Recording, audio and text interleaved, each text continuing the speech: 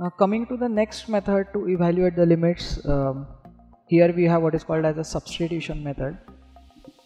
That is to evaluate the limit of the general type, that is say limit of some function f of x as x tends to a. We can change the variable by doing the following substitution. That is, in the original limit we have x as the variable, so we can change it to a new variable and correspondingly we get a different analogous limit to be evaluated. So here what we have to do is, as x tends to a, it means that x is approaching a, that is x has not become a yet.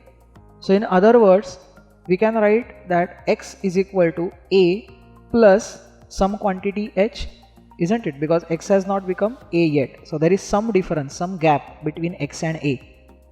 Let's call that as say h. So if we say that x is coming closer to a, that means the value of x is slowly becoming a. So if that is the case, then obviously the additional surplus h that we have used, that will eventually become 0, isn't it? So as x becomes closer to a, h will become closer to 0. So that is what we have written here. That is, when we change the variable from x to h, the phenomenon of x tends to a can be replaced with h tends to 0.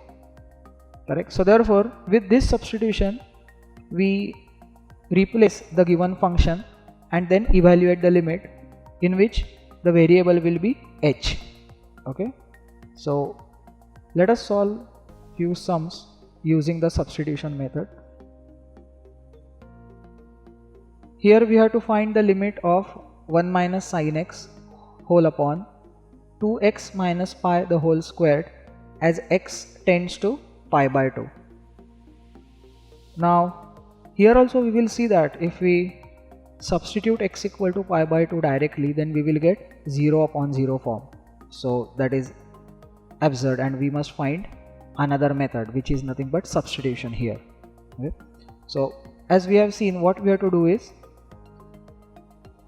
we have to say that as x tends to pi by 2, alright, let us write an equation that let's call x to be equal to pi by 2 plus h.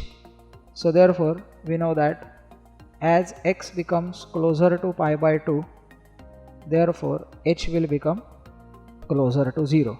Okay, so therefore given limit, let's call that as say L, is same as finding out the limit as h tends to 0, and wherever there is x, we have to replace it with pi by 2 plus h. So in the numerator we have sin x, so that we will write as sin of pi by 2 plus h, isn't it? Whole divided by. Now look at this particular term properly, that is 2x minus pi. Right? From whatever you have assumed here, that is x is equal to pi by 2 plus h. If we multiply throughout by 2, we will get 2x is equal to pi plus 2h, isn't it? So therefore we have 2x minus pi as nothing but 2h.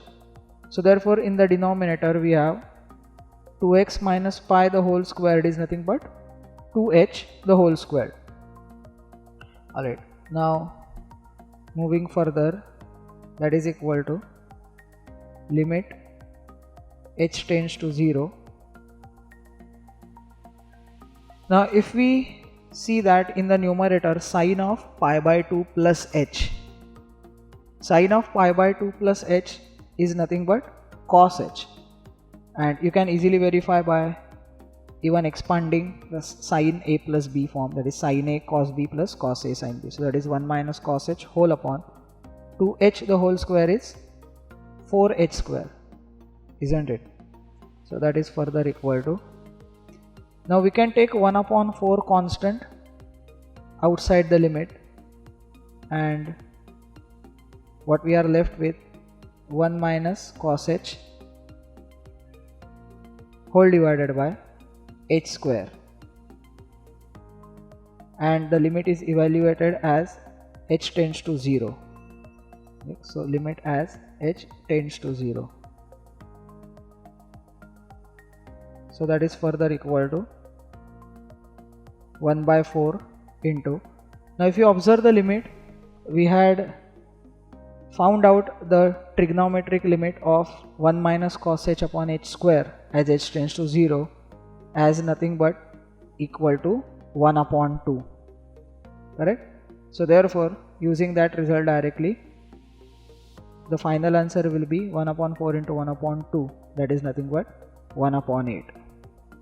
So that is how we use the substitution here.